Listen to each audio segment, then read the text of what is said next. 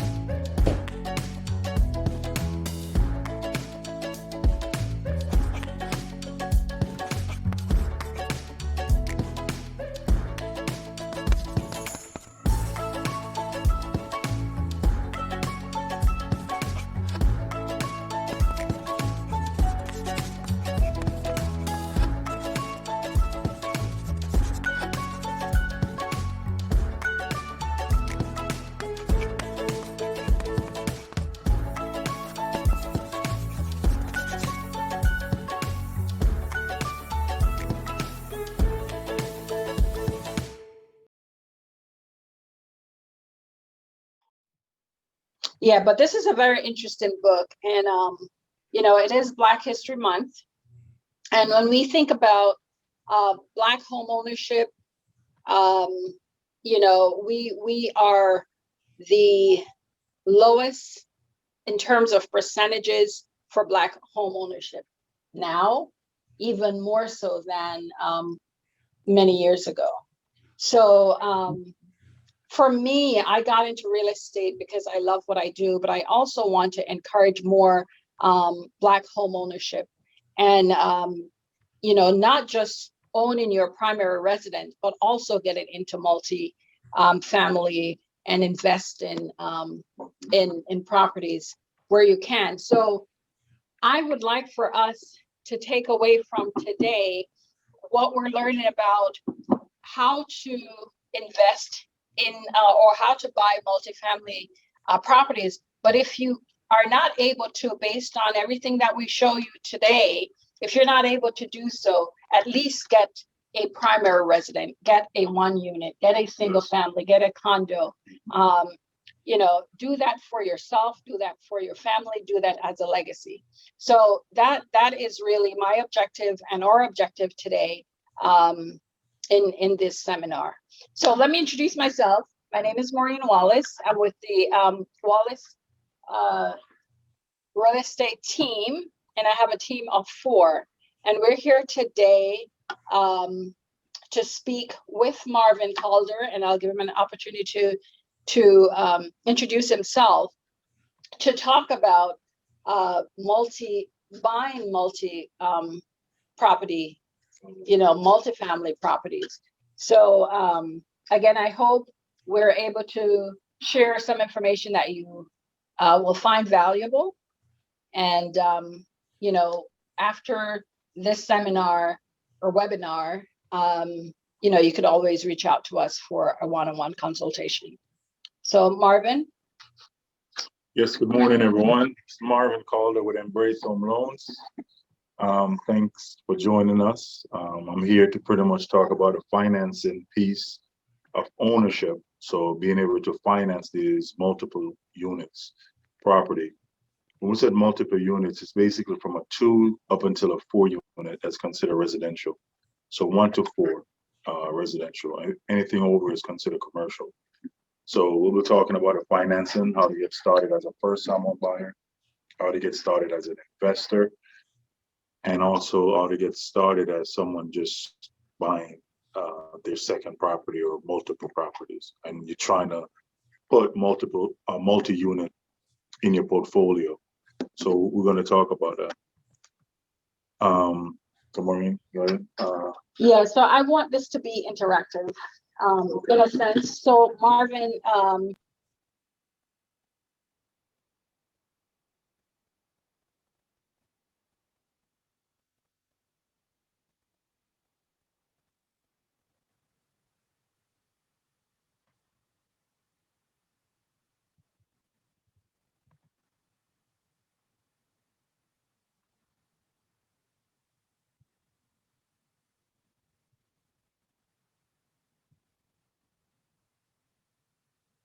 We're going to talk about basically you currently being a homeowner. So you have your primary residence that you currently live in, and you're trying to buy a multi-unit property. How would that work? So we're gonna be discussing that. okay. So you said multi-units that fit into this portfolio goes up to 4, but I was looking at some that had 5 units. 5 units is considered what? Commercial. Commercial. Anything above 4. Okay. Nope. Okay.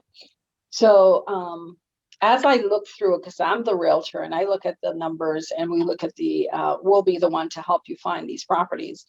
In Maryland, including Baltimore, they're about, what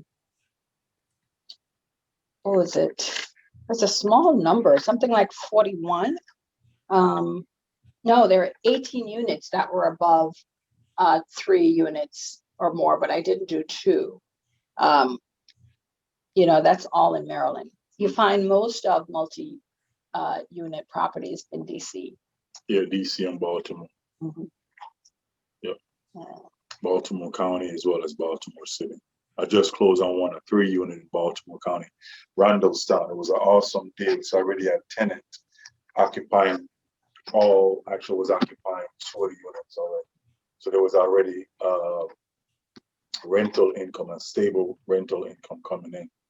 So that's one of the things too that I'm gonna be discussing. How does that work as far as qualifying with current renters and without? Okay. Okay. Okay, well, that's good to know.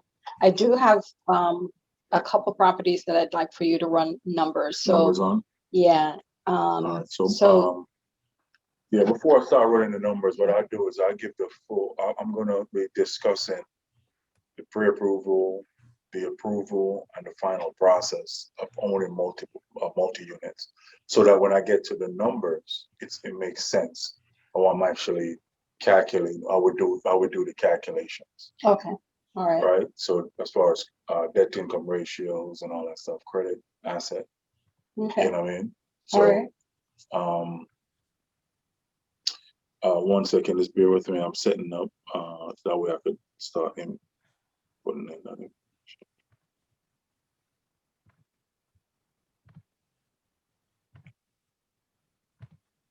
So there's a difference in what you need to qualify for a Yes. multi-unit. Yes. Is it difficult? It's not difficult. It's just like qualifying for any other loan. The only difference is it's just multi-unit. So when you're buying, so let me change. Okay.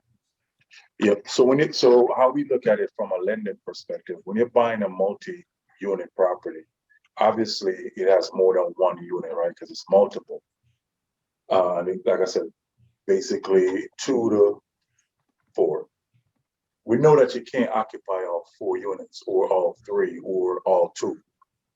So it means that you're going to rent out the other units, right? So the first scenario that I'm going to describe is actually going to be if you are a first-time home buyer, right? And the city that I'm going to use is Washington, D.C. Why? Because Washington, D.C. has the most multi-unit properties in between Maryland, D.C. and Virginia per square miles. But what we have noticed with DC over the last 10, 15 years is that multi-units have doubled, quadrupled in Washington, DC. Even possible, maybe even in some cases, might be up even 10 times, 10 folds. And that has to do with, obviously, DC real estate just increasing, so that also increases multi-unit. And because DC holds one of the highest rental rental potential in the DMV, it's easy to own as well as easy to make a profit in DC because of that, even though the price point might be much higher. So let's use Washington, DC, and the price point that we're going to use, just for numbers' sake, we're going to use 500,000. 500,000 possibly could get you a multi-unit in DC, but you're not going to have a lot of options, right? If you do find one, you need to do work with it. Or if you do find a 2-unit, it might be an opportunity for you to convert it into a 3 or 4. I've seen that many times. So let's use 500,000 for numbers' sake, right? And if you're buying, again, we're saying that you're buying as a primary resident. So if you're buying this property as a primary resident, it means that, one, it's either you're a first-time home buyer or you're not, right? You could still be buying as a primary resident, but it's just that you haven't owned real estate in the last 3 years. So it makes you a first-time home buyer, or you've recently sold and you're trying to, acquire a multi-unit.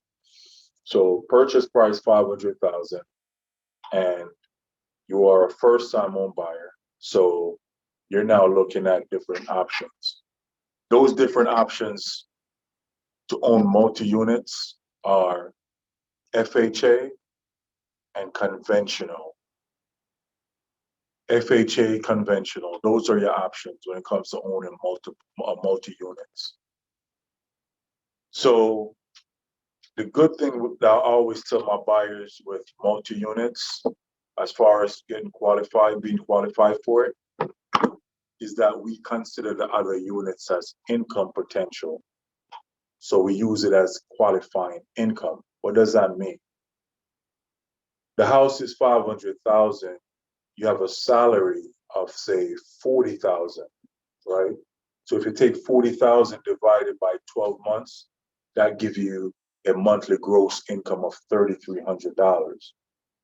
Out of that $3,300, the max that we're going to use is 56%.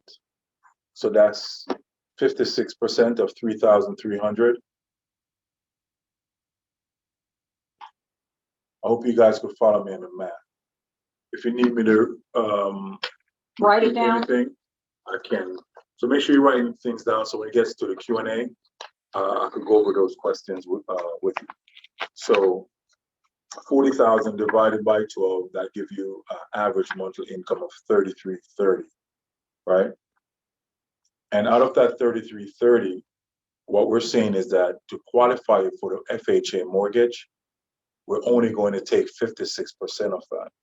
So 56%. That's $1,864, right? So what we're saying to you, your principal and interest, your taxes and your insurance, that, and also everything else that's on your credit, that's debt, it cannot exceed $1,864. So $1,864. We know if you're looking at a $500,000 purchase price in DC, go through DC, the tax rate is a little bit lower than Maryland and as well as Virginia. Probably right around Virginia, but it's definitely lower than Maryland. On a $500,000 purchase, only putting down 3.5% FHA, you're looking at a monthly payment of about $3,3100 a month, right? So automatically we know that's not going to qualify you for that 4-unit that you like. That's 500,000 in BC because you don't make enough money, honestly, to own it. But the good thing with multi-units, and that's what I tell a lot of people, they don't understand, it's not necessarily a loophole in lending or real estate, but it's really for the savvy who understand real estate and financing to create wealth, because this wealth created every day, but it's the smart people that are doing it. Those smart people, what they're doing is they're taking those other 3 units and they're saying, hey, lender, I'm going to rent these 3 units out. I'm only going to occupy one of the units. So remember, the units are labeled unit 1, 2, 3, 4. It just happens that they're going to live in unit 4, but they're going to rent out 1 through 3. So those 3 units are going to be rented out because the place is vacant. It just happens to be that there's no one living there. So what we're going to do as a lender is we're going to do what's called a rent schedule. So we're going to ask the appraiser to give us what is the average rent in the area. And they're going to give us the average rent for each unit because they already know the square footage of the unit. They already seen inside the unit. So they have an idea how many bedrooms, each unit carries and all that stuff. So they come back to us as the lender with a rent schedule and they said, Marvin, each unit can be rented out for $1,500. So now do the math. Times 1,500 by 3. That's what, 45. That gives you 4,500, right? That gives you 4,500. And what we do as a lender, we factor a 25% vacancy rate. So what we only give you credit of that 4,500, 75% of it. So if you take 75% of 4,500, that gives you $3,375. So what you're going to do now is you're going to add that $3,375 back to that 18. What did I say that number was? 1864. 1864. So plus 3,375 plus 1864. Now your income is, your qualifying income is 5,239. 5,239. That's your buying power in terms of income. So now your mortgage, we said your mortgage is going to be what, $3,000, $3,100. Now guess what? You can afford it because your qualifying income is $5,239. So not only that you can afford $500,000, you could possibly afford up to $800,000 because that mortgage is going to be probably about an $800,000 mortgage. That's going to push you up to maybe about $4,600, $4,700 because you have to factor taxes, insurance, and a PMI. I'm sorry, MI. That's mortgage insurance. So you're looking at about $4,800, but that's okay because your qualifying income is $5,239, so it's still within the threshold of you qualifying for that $800. You could possibly go up to $1 million because the rent now might even be a little bit higher if you're looking at $1 million property. So that's how we calculate it on the financial side of it, how to qualify you for a multi-unit. And if it's a 2-unit, it's the same thing. We're going to take that second unit income. Rent schedule. And if it's a 3, we'll take 2. Because we're always going to say you're going to occupy one of them because obviously you're buying it as a primary. So we're always going to say that you're going to occupy one of the units. Okay. So that's the easiest way to think about owning multi-units is that we use a rent schedule. And if there's already a current lease in place, all we do is just take a copy of that lease and we use that income from the lease. Obviously, that lease is under the current owner of the property, the landlord, owner of the property. So that would have to be converted over to your name. So before we could actually submit it as a qualifying rental income, we need to switch the lease agreement over. So you're saying if the property is currently occupied with tenants, you could use the income schedule or the lease that they have once it's converted into your name, the new buyer of the property. Right. Or if it's vacant, no tenants, then you get the appraiser to do the rent schedule. Correct. So if there's already lease on there, do you still do the appraisal to get the rent schedule? We could or we could not, because the reason why I said that, because I've had a situation before where the buyer who's the buyer who's now the new buyer who's looking to acquire the multi-unit, they have no intention of keeping those tenants. Okay. So therefore we're not going to use that lease agreement because they're saying that tenant right now that's rented it is paying $1,500, but really I want to rent it for $2,000 because I'm going to do some work to the unit. And I'll put it on the market for $2,000. The rent schedule doesn't necessarily mean that that's how much it's not accurate. It's just an average of the area. So the lease agreement is always going to stand above that because that's actually a contract between the landlord and the tenant. So we always have to use that. Okay. It's We just have a that question. one substituted for the rent schedule. Okay. What's the question, Karen? Yeah, so on that yearly income, when you mentioned 5,239, is that, what do you exactly mean? Do you mean 52,000 or what? 5,000. Yeah, 5,239, and that's your monthly qualifying income. The And that's monthly? yes.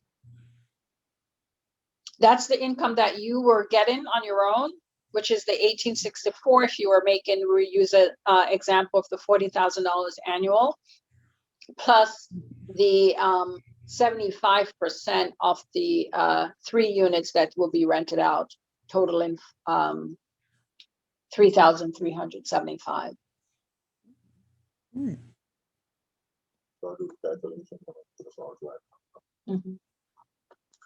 Yep. And then how many people is on the call? I'm not sure. How many people are on the call now, Karen?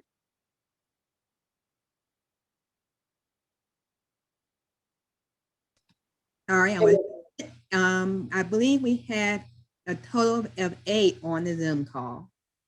Okay, nice. All right. So know that we discussed that as a primary residence, and So before we do that, so for the primary residence, for purchasing something like this, how much would you need to bring to the table? You know, as the buyer buying this $500,000 property. As far as maybe you're talking about down payment and closing costs? Down payment. Down payment is as low as 3.5%. Okay. Yeah, and you could actually, all right, so what we're gonna do now is that we're gonna discuss down payment. We're gonna discuss, we just discussed income, right? Now we're gonna discuss asset. When you said down payment, now we're talking about asset. And then we're gonna discuss credit. So let's go into asset. So as far as asset, you need to have an asset 3.5% of the purchase price. Again, we said the purchase price That's was 500,000. 500,000. So we take 3.5% of that. That's going to give you 17,500. That 17,500 could either be a gift from a relative, or it can be coming from you. Those are the only two places that it can come from: you as a buyer, or from a relative. Those are the only places that you could actually get that down payment from. Your closing costs, that could come from the lender, or that can come from the seller, or that can come from the real estate agent, or that could come from a builder if it's a new construction. You know, it could come from wherever. There's not a lot of regulation around that, but the down payment only can come from you as a buyer, and also from Family. from a family, from a relative. So in terms of closing costs, which were estimated maybe another $18,000. For closing, always for closing costs, just calculate your closing costs 4%. In DC, it's more like probably 3.5%, 4%. But you know, Prince George's County is more like 4.5%. Yeah. So DC, you could just do 3.5%. Okay. So 3.5, that's 7. Right. So just take 500,000 and you do 7%. Right. You need to have a total of 35,000. All right. So that's the asset part, and then also that's very important when you're owning multiple units. You need to have reserves. And the reason why you need to have reserves, because you're only going to occupy one of the units. So the other units are really considered investment.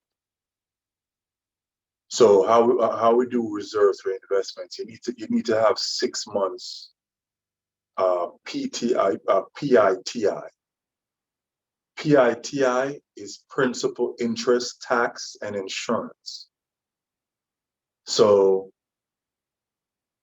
remember, I told you your payment is going to be around $3,100 on 500,000 estimated. You need to take that $3,100 and you need to times it by 6. That's 18,600 you need to have in reserves. What does that mean? 401k, IRA, stock options, mutual funds, insurance with a cash balance, a cash benefit, etc. You know, so any market accounts, which are investments accounts, you need to have that money put away, or a TSP. We also use TSP. That's a federal retirement savings. That's their 401k. You can use that.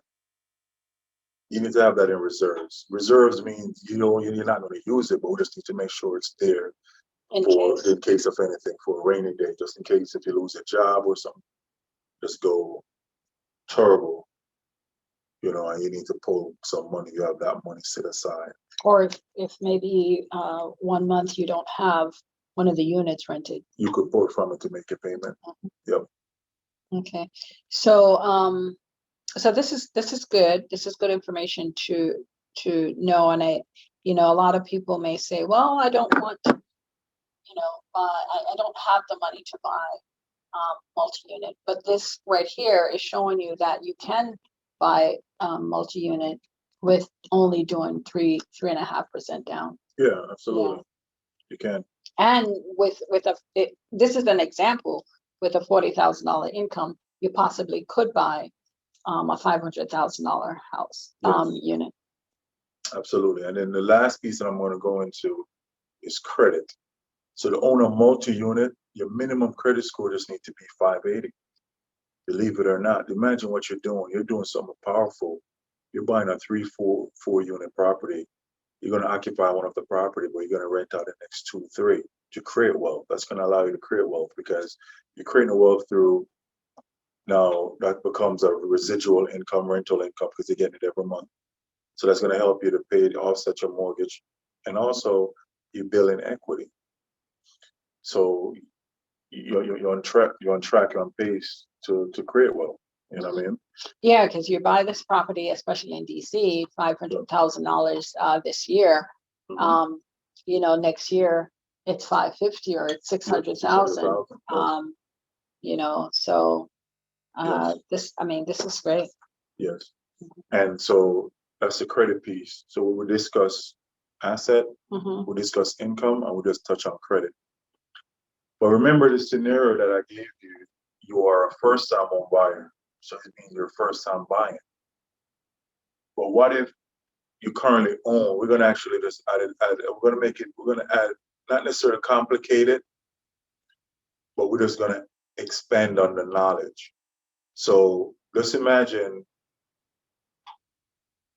that you currently own a property in Maryland and you decided that you want to live in DC for some reason. You love DC. You want to be close to the White House. But you have no intentions of selling your DC home. I'm sorry, your Maryland home, because it means a lot to you. You also want to hold it into the future to create wealth. That way you could actually let your kids inherit it, or you can sell it upon retirement. Whatever your plans are. All right, so you're gonna keep your Maryland home, and you're gonna move to DC to buy a multi-unit, right? Mhm. Your home in Maryland, say it's a 1 unit, it's a single family home or townhome or condo, it doesn't matter. Your home in Maryland, that loan is currently an FHA loan, Mhm. right? Mhm.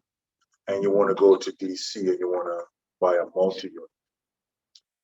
The radius from Maryland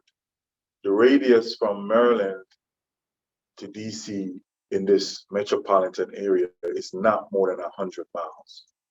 So FHA, in order for FHA to grant you a second loan, the properties has to be 100 miles or more apart. Wow. Yeah, so they won't allow you to continue financing a Maryland property and buy a multi-unit using an FHA loan. They won't allow you, it's too close. Unless you're moving out from another state, you're gonna move, they'll be like, fine. Can you do that with conventional? Yeah, so now FHA is blocking it, but that doesn't mean that's gonna stop your opportunity from creating wealth. Conventional is saying they're okay with that. So conventional rule of thumb is, as long as you qualify for their loan, for the 4 unit, meaning that your credit, income, assets are good, you have no problems with it. They just need you to know that the property in Maryland, what you're going to do with it. Are you going to rent it out, or are you going to keep it as a second home? You could keep it as a second home, no problem. Say it's a case where you're going to keep it as a second home because you just don't want to rent it to nobody because you don't want people to be all up in your house or whatever. We're going to use that, your current home in Maryland, and also the one that you're going to buy in DC, and we're going to combine it, and that's what's considered your housing expenses. So now your debt to income ratio is going to be much higher because you're adding your Maryland mortgage monthly payment, and you're adding the new monthly payment. So unless the income is really high, that could stop you, right? But if you decided that you're going to rent it out, you provide me with a lease agreement, a copy of the first month's rent with security deposit. The funds doesn't have to be deposited into your account, just a copy of the check. I'll give you credit for that rental income for your property in Maryland. That way you could use it as a qualifying income buying in DC, and as well as using the other unit as qualifying income as well. So that now becomes much easier. The question is that you just have to be able to qualify Mhm. conventional. So to qualify for conventional, I know you said for the credit on the FHA was 580. What is a credit for conventional? For conventional, it's 620, but really and truly, I've not seen anyone get approved at 620, even Okay. though technically that's the minimum credit score. Do you think realistically 640? Realistically, I would say 680 or better. Okay. If you're gonna do 660, Mhm. you have to put down a good amount of money. Conventional, like a lot of down payments. So if you're gonna put down 15, maybe to 20% down, Mhm. yes, and you have a good debt to income ratio, meaning that 45 or under, they give you the approval. Yes. And we have another question. Is this limited to the DMV area, or does someone in here want to invest in another area that's Florida? Anywhere in the United States. Okay, and then I want to make a general announcement that if you have a question, you can put it in the chat and we'll try to relay it to you, for you. Yep. So anywhere in the United States, you could take that strategy with you. And then again, we just discussed you owning a property in Maryland or wherever else, and it could be another state and you want to buy a multi-unit. How does that work? So we just went over that, whether you're going to rent it out or keep it. So now we're gonna actually turn it up a notch. We're gonna go up another level. So now we're gonna say, how do you duplicate the process? The process is easy to duplicate because once you structure it and you make it into you create it and make it into your formula, your business philosophy, I would say your formula or your recipe, whatever you want to call it, you can now duplicate it. And you could duplicate it every 12 months because they allow you to purchase again as a primary resident every 12 months. Wow. Yep. So if you are doing conventional and you're doing primary residence 12 months with the conventional, what is the down payment minimum on that one? You know, for 3.5% for FHA, is conventional 3% or is it Conventional to 5? is going to be 5%. Okay. On one unit, they'll let you do 3, but on a multi-unit, it's going to be 5. Yep. Right. We have another question. Okay. Could you talk about purchasing with family or others? How is that done? Yeah, it would be the same concept if you're purchasing with a family member. We're just going to combine the income, credit, and asset. The only challenge could be if that family member currently owns real estate, and it's the same thing. We got to figure out what's going on with those real estate. Is a family, so it's the same concept. We're just, same thing. We're just like anything else. It's borrowing co, but a family member is going to be what's called a co-applicant, not a co-borrower. Co-borrower can only be a spouse. Co-applicant is anyone outside of being a spouse. You're a co-applicant. So can the co-applicant be someone who, this family member or business person or whatever, partner, could that person not be the one living there, but just you? Yeah, so that's called occupancy, right? So typically with FHA, even conventional, they'll allow you to do co-applicant. It's called a non-occupancy, co-occupancy. Non-occupancy, they're not going to occupy the property. The only thing with that is they require for you to put down, I believe it's 20%. Oh, okay. Yeah. So if the person's going to occupy with you, then you could just put down a 3.5 or a 5%. Okay. You know what I mean? That's what I recommend, is making sure the person going to live there. Okay. No, you gotta say lender, the person going to live there. That's it. Okay, they live there.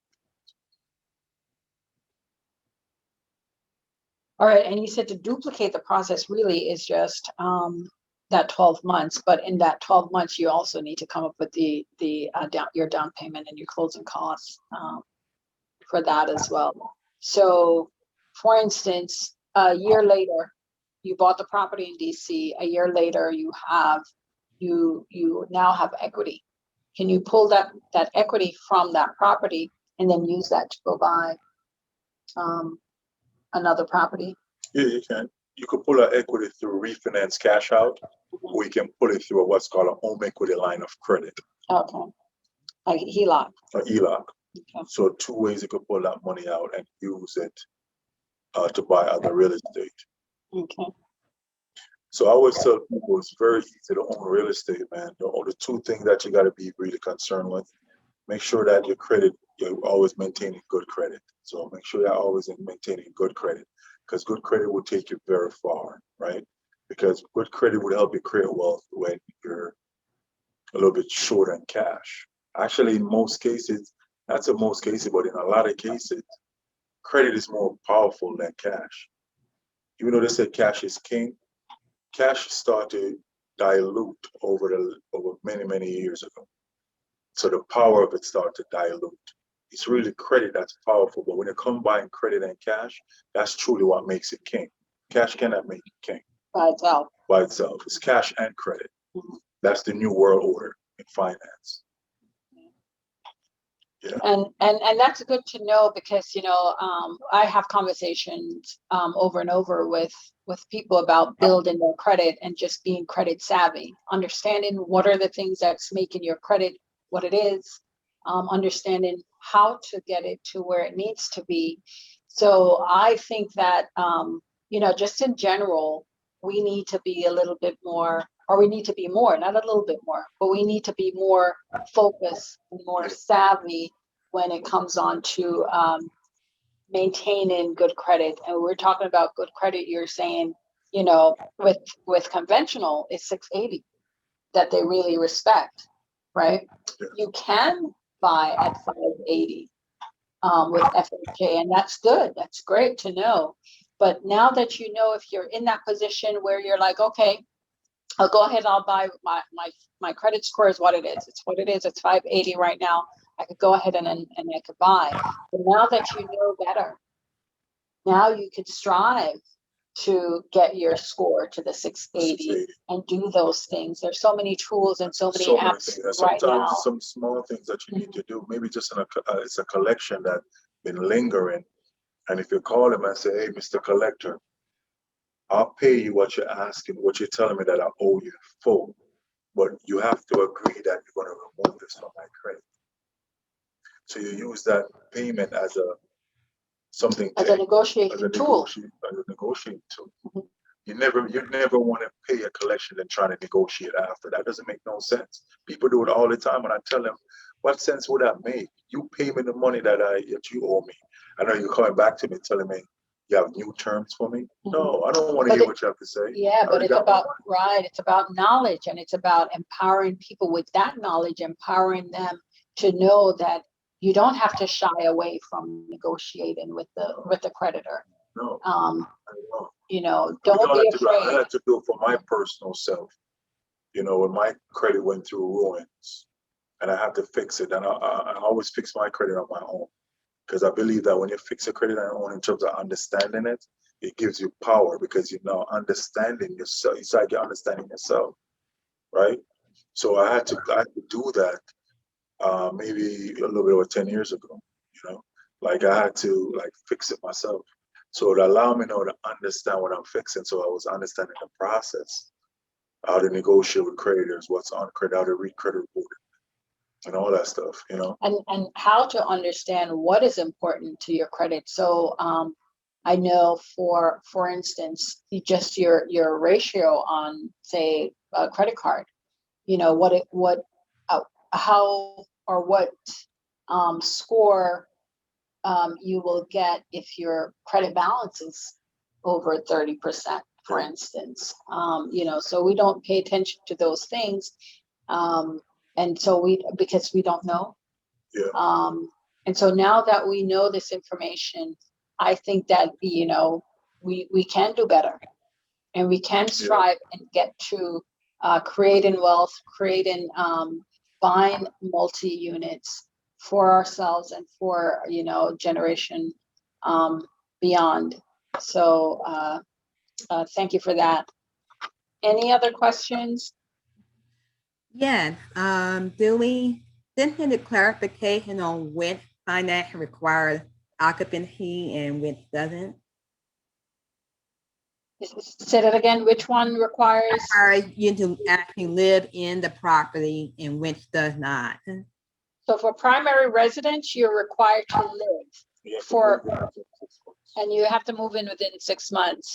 With, as an investor, then you're not required, but at an investor rate, your down payment would be 20% minimum. Yeah, if it's a non-occupying co-applicant, yes. Okay, and also if it's just not even a co-applicant, just you yourself want to buy an investment property, it still is 20%. We're talking about investment? Okay, Yeah. Yeah. 15% 15%? conventional. Oh, okay. FHA won't give you an investment loan. Okay. Actually, FHA, well, there's a loophole for it. Not necessarily a loophole, but if they currently own the property, if FHA currently owns the property, they'll allow you to buy it as an investment property. But it has to be there. It's have to be HUD owned. Oh, okay. It has to be their property. They don't want to get it off their books. They don't care. Okay. You're gonna live in it. I just want to sell it. It's to them. It's a losing asset. Hey, So yeah. So investors, a lot of investors go on HUDs and find HUD properties. You know what I mean, and buy them. Yeah. Well, good to know that. Yeah.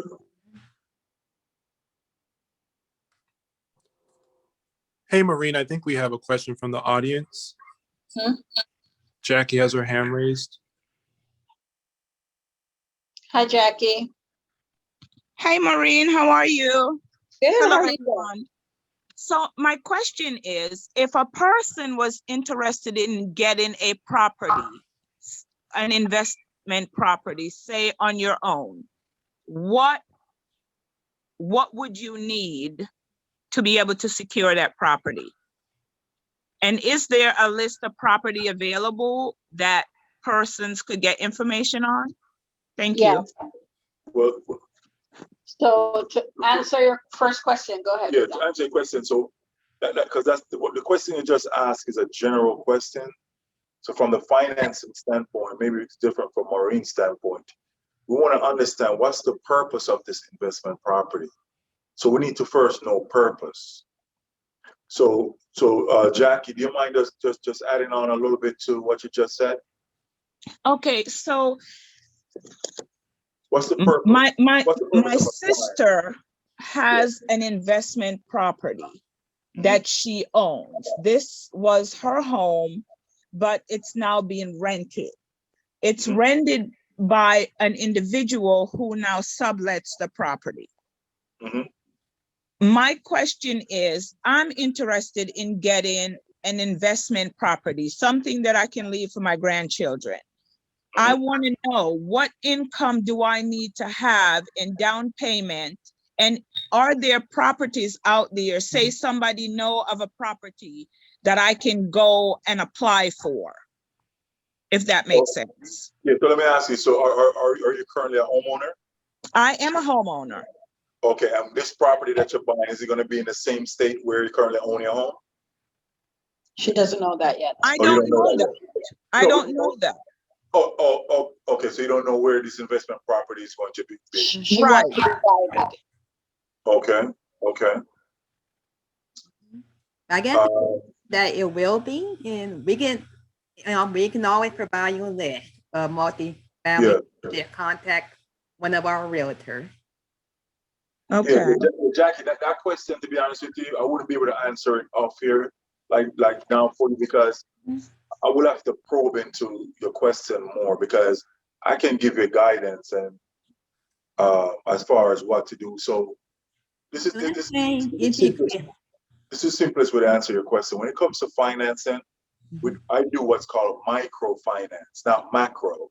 So when I said micro, I tailor it to your specific needs. So what you just said to me is not enough information for me to say, okay, do it this way. Because there might Okay. be a way where I could actually get you into an investment property without you have to pay that 20% down. You get what I'm saying? So I got Jackie, you. yeah, so Jackie, I think what we could do, we could set some time to talk and have a consultation one-on-one. So we understand your particular situation, right?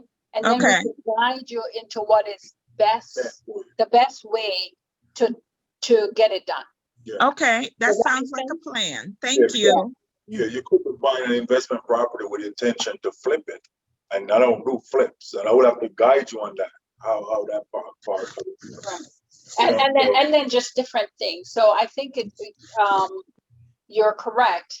Having the knowledge of exactly what her finances are, what her intentions are, just specific to her, then we could best guide her. But we do have investment properties that's listed with renters already. Some of them have renters, some of them don't have renters. So we could Okay. share that with you, but we don't want to just blindly share that with you or with anybody.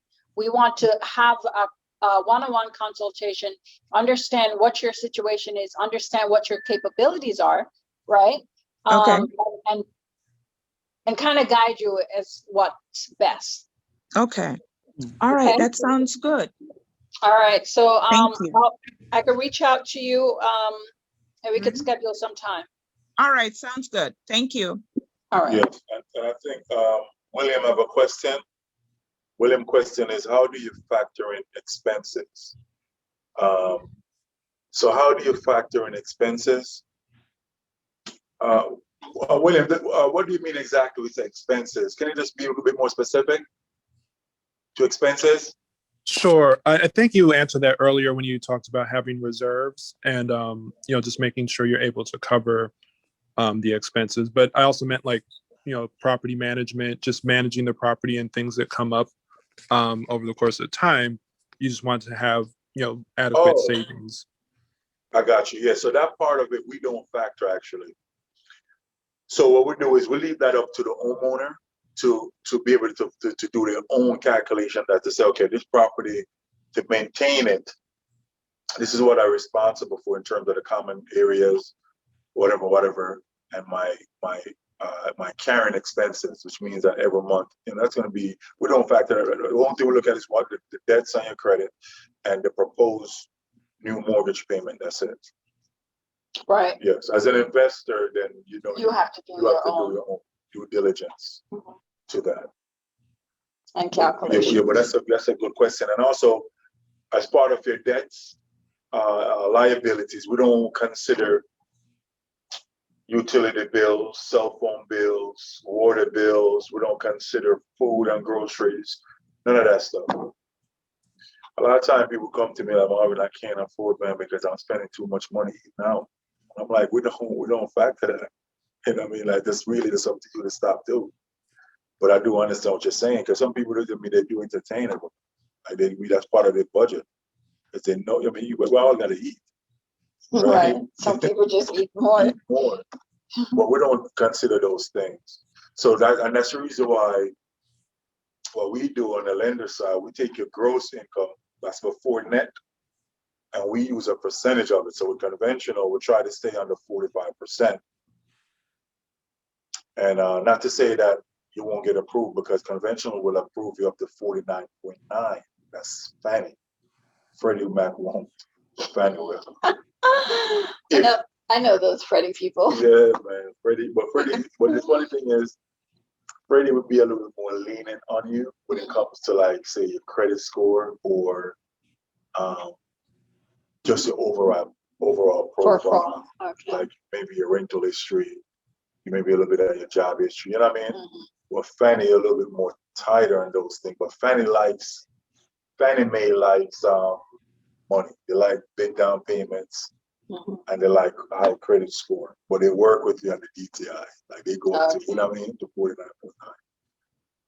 So that's the reason why what we do is, my assistant and I, we always run it through Fannie Mae as well as we run it through Freddie Mac. So one is called D for Fannie and double B for Freddie Mac. And not only that, this is the beauty of it as well. We will pay close attention to the findings when we run it through. Once they run it through DU and LP, what it is actually a software that has an algorithm in there that calculates all the data that's inputted. But sometimes we don't need to do appraisal, and they will tell us in the findings like we don't need appraisal. Sometimes we don't even need 2 years income. I know that tool. You know that That's tool? part of that tool. Yes, part of the LP tool. Yeah, Yeah. the appraisal. Oh, the appraisal waiver. Yeah. LP, Freddie's big on the waiver.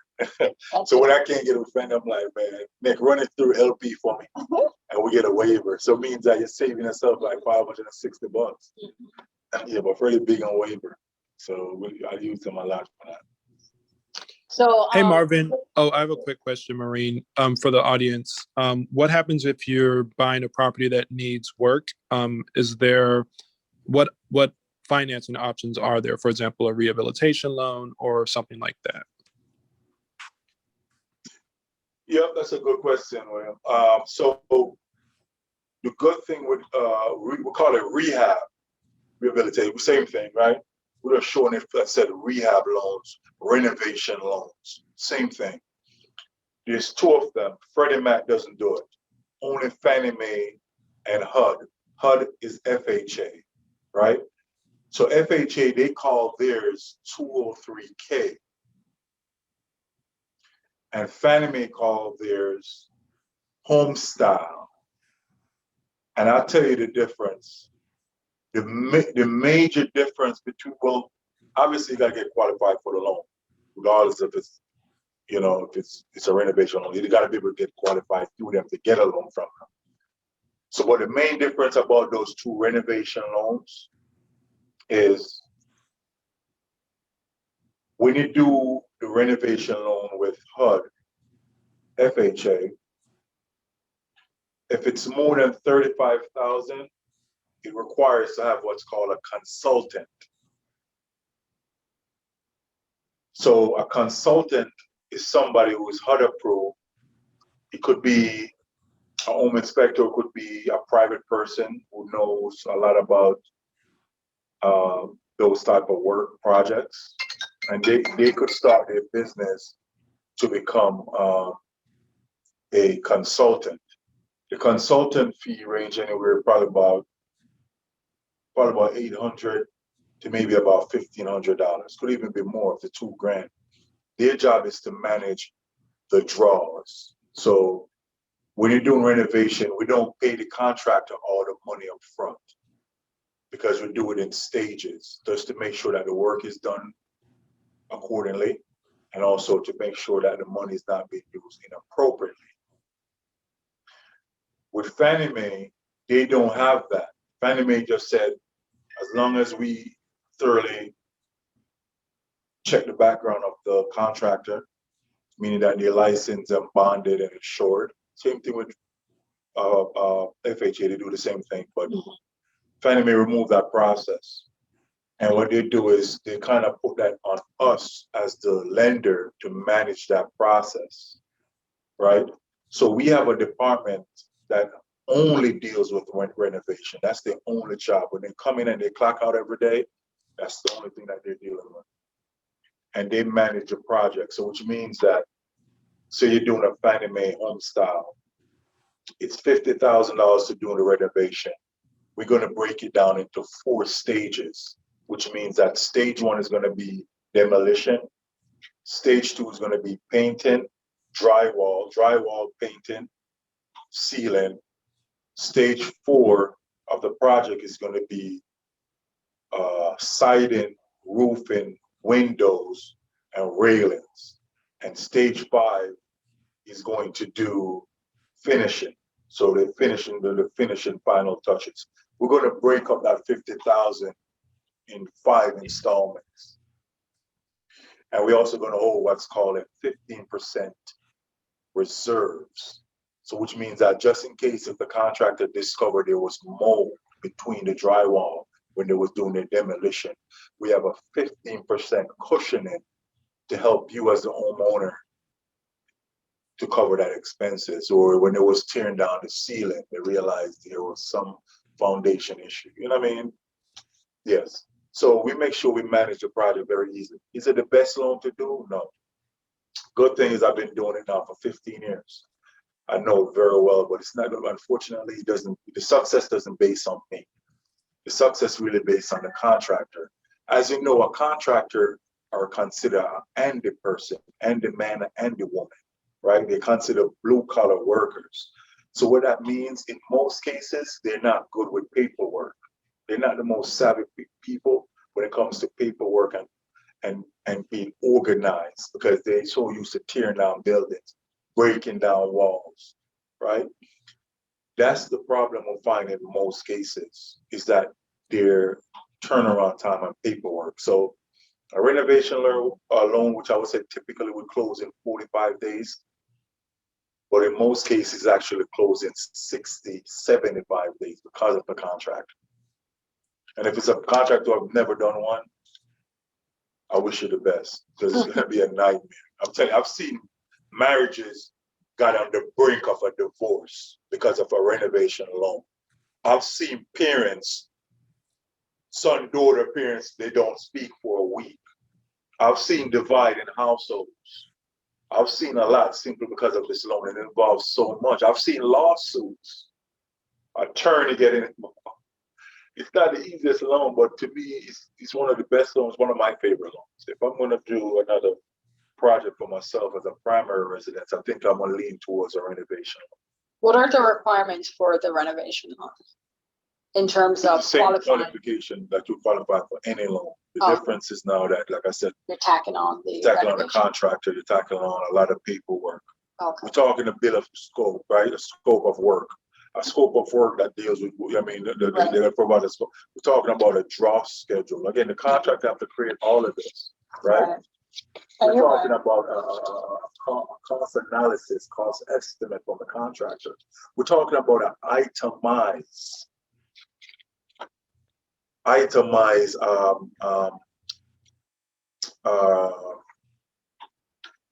List of work. list of work to do, right? But we have templates that we send to the contractor that will help, that they could just follow the templates and just fill in the information. Well, a lot of good contractors, they always have a secretary or assistant that deals with the paperwork for them. So you always want to make sure you're not necessarily going with the guy because it's the cheapest. You need to always ask the question when you're interviewing a contractor, have you ever done a renovation loan before? They said, yes. How recent have you done one? Because that's important. What if they did one 10 years ago? They never remember. So, right? yeah. So Marvin, I saw this property here for 1.9 million. It has an annual income of 125. Okay. What do you need to qualify for this? Yeah, so this is a property in DC. So we're going to go back to the same scenario. We're going to take your personal income, whatever that might be. You could be working at McDonald's for all I care, that you're in DC buying a $1.5 million home. Give me 1 second. Let me check the max you can go on a 4-unit in DC. I think it's 1.2 million.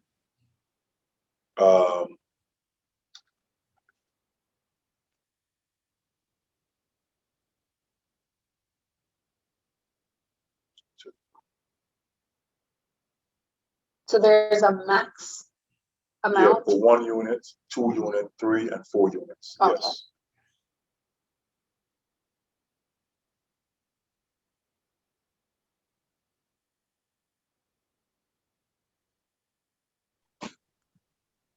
Guys, may I ask a question?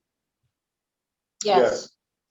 If you have an investment property in the district, do you not have to have a business license? No, what you need is the rental license. Yes. Okay. Not necessarily a business license, but the property needs to be registered as a rental property. Okay. All right. Thank you. So the max you could go on a 4-unit in DC is 1.5 $1,581,000 and $750. On a 4-unit, you said? Yep. Okay. So you could be working at Burger King flipping burgers, but because you have good credit and you have a good work history with Burger King, and you happen to find a sweet deal in DC for 1.5 million, where each units are renting out for $4,000 a month. It's at $3,000 a month. So 3 times 9. I'm sorry, 3,000 times 3. That's 9,000. You take 75% of that. $6,700 is a potential. And a Burger King, you flip a burger, you're only grossing $2,200 a month. So you just add $2,200 a month. It could be more. I'm just using that. I don't know what the income is. Now the income is $8,950 times 12. Man. Hey, Moreen, I have one more question. You have no Yes. debts. What is considered a good credit score? 680 and above. 680 and above consider good credit. Okay, excellent. Thank you. Yes.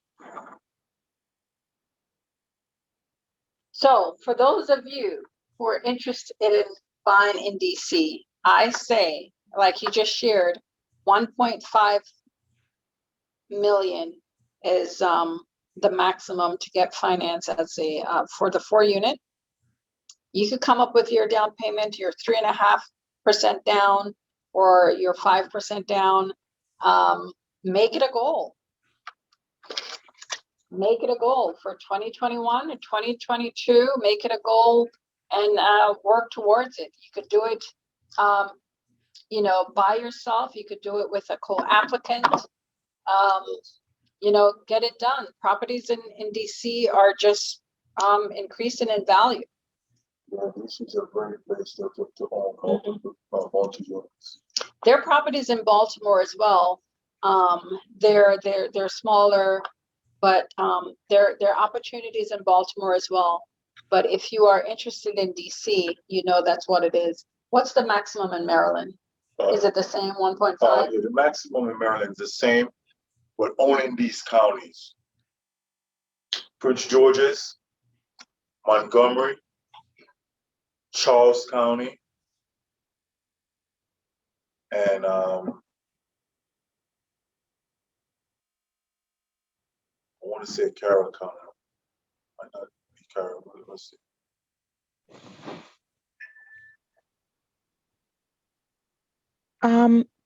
I know I got on the call a little later and may have missed this.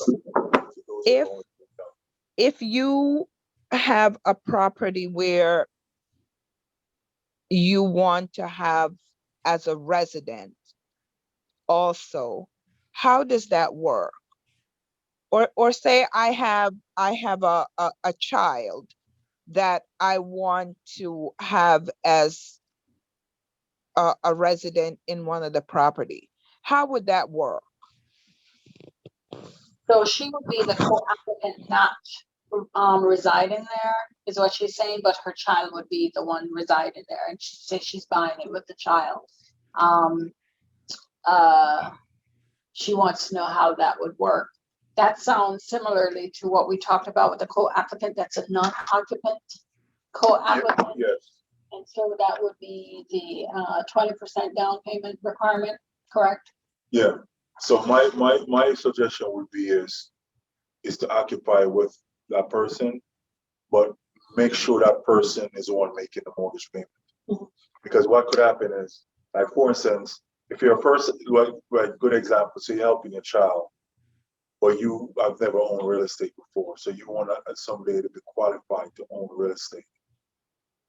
The only thing is, you're not going to be qualified as a first-time home buyer anymore, because once you're on any deed, even if there was no mortgage, it was a cash purchase, as long as you're on that deed, you will not be considered as a first-time home buyer. Right, but she already has a home. Okay, so what you could do is buy it as a co-applicant, but when it's time for you to buy other real estate, you just need to prove that you are not the one making the payments. Yes.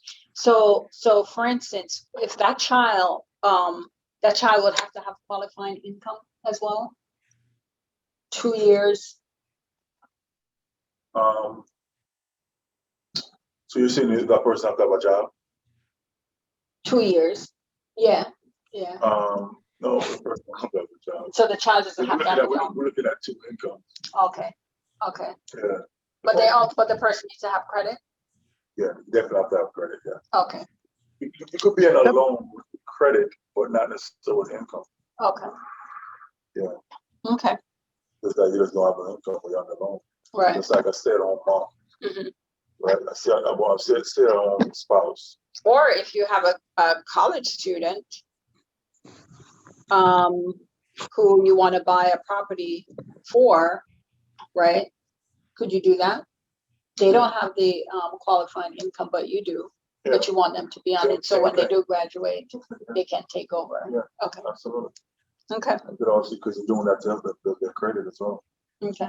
Show that they own real estate. Yeah. Okay. Absolutely. All right. Any other questions? This has been really a delightful discussion, and it's amazing that I didn't find out about it until last night, Moreen, but we always seem to connect when I need to attend something that's of interest to me. Thank you. Okay. I would well, definitely follow up and make an appointment. I really, really want to get more info on this. Okay, good. I appreciate it, and I'm glad that it was useful to you, and I'm happy that we connected on the right time. So yeah, I'll reach out to you and secure and schedule some time for us to talk. I thank everyone for joining us, and like with Jackie, if you do want to have a one-on-one consultation, myself and Marvin will be more than happy to help you to get to your goal of home ownership, or multi-level or multi-unit property ownership. If it's not for this year, you put it in plans for next year. So let's get it done. Okay, thank you, everyone. All right, thank you. Thank you. Thank You're you, Moreen welcome. and Thank Marvin. you. Awesome job. You're welcome. Thank you, guys. Okay, have a good rest of your day. You Same to too. you. We'll talk, Maureen.